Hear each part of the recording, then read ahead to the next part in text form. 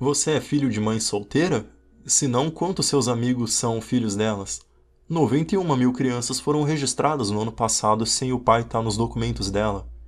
E, obviamente, também, né? Não é toda criança que só porque vai ter o pai no RG significa que ele vai ter o auxílio real dele no dia a dia.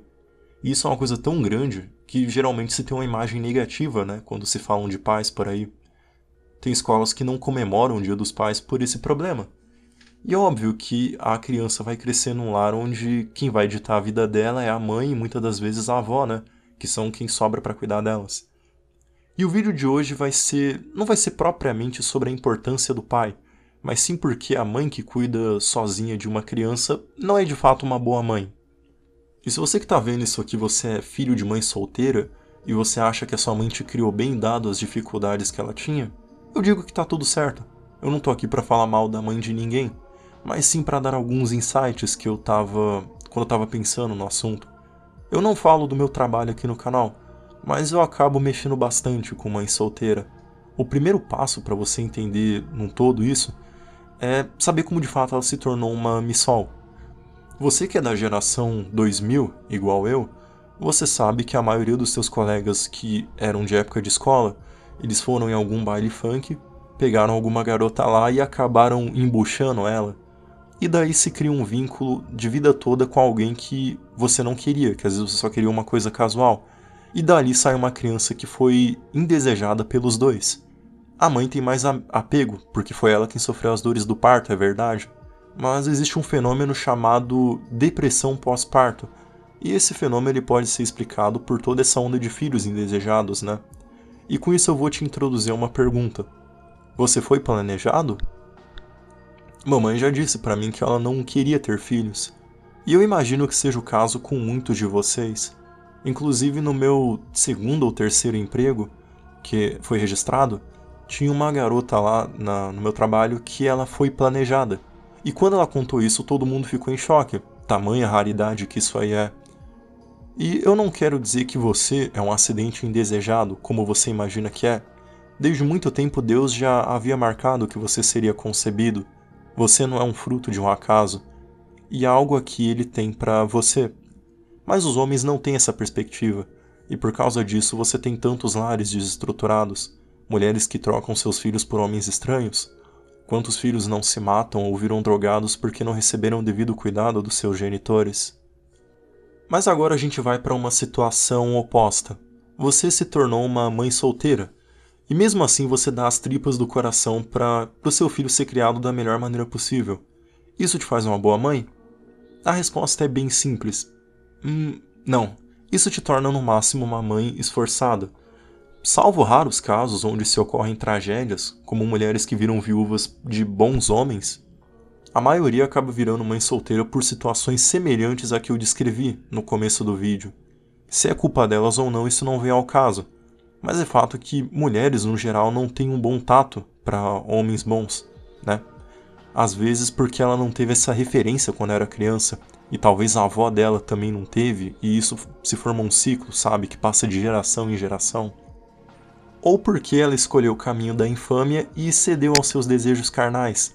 E quando você faz isso, seus olhos ganham uma espécie de escama, que impede de você ver coisas que são até óbvias, eu diria. Esses homens e mulheres que acabam ficando com pessoas que qualquer um percebe há quilômetros que não prestam. Por que isso acontece, né? Homens que até são bem-sucedidos vão lá e trazem para suas casas mulheres que qualquer um vê que só tá com ele pelo que ele tem, e que na melhor hora possível ela vai meter um chifre nele e vai tomar tudo que ele tem. Da mesma forma com mulheres que se atraem por caras que se vestem igual bandido, falam igual bandido, escutam música de bandido, têm atitudes e mentalidade de bandido, e depois elas se perguntam por que ele abandonou ela, né? Teve um comportamento, uma atitude de bandido. Isso no melhor dos cenários, né? Não é difícil você ligar a TV no Datena e ver que alguma guria amanheceu no mato por causa do namorado. E isso não acaba só na hora que esses dois se juntam e têm um filho indesejado, pois o castigo, entre aspas, continua por muito tempo.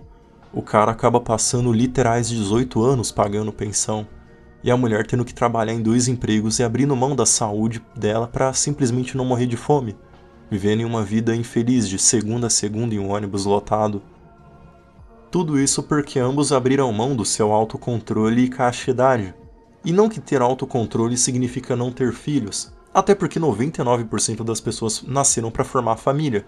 Diferente do que você vê na TV, não é verdade que as vocações que as pessoas têm são tão amplas assim. Parece como se fosse metade das mulheres e homens não tivessem nascido para ser pais e mães. Até porque é uma parcela muito pequena de pessoas que nascem e mudam o rumo dos homens, né? Homens que mudam o destino da humanidade nascem um a cada século. O resto vai dar continuidade à espécie humana.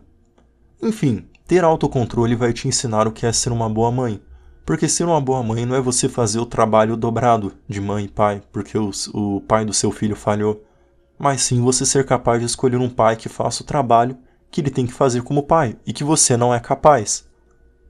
Porque homens e mulheres têm coisas que ambos nunca vão conseguir fazer. Eles se complementam. Se você cresceu com os dois, eu tenho certeza que você já passou por situações, né? Aquela dinâmica onde o seu pai é um cara brigão e duro com você, né? Quando acontece alguma coisa.